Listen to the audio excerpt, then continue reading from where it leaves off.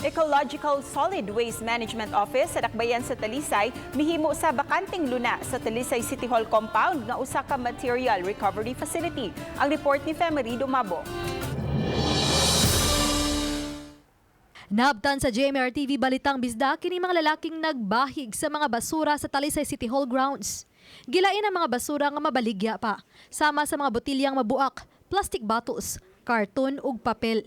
Matod ni Edwin Nerves sa Ecological Solid Waste Management nga ang mga basura nga mabaligya, ilang ipangbaligya.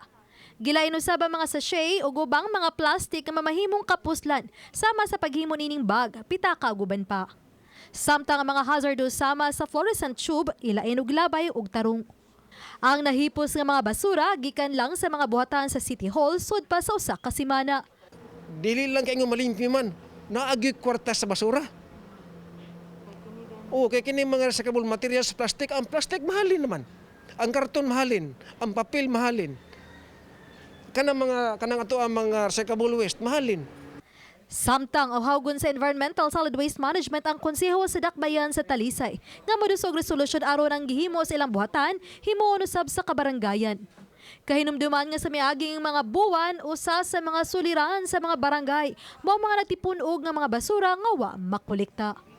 Dako kay impact kung og kada barangay mag-establish og kanang material recovery facility ngano man inay nga 100% sa basura nga malabay dito sa ato ang tapol landfill, only 30 to 20% sa basura ang atong malabay nato.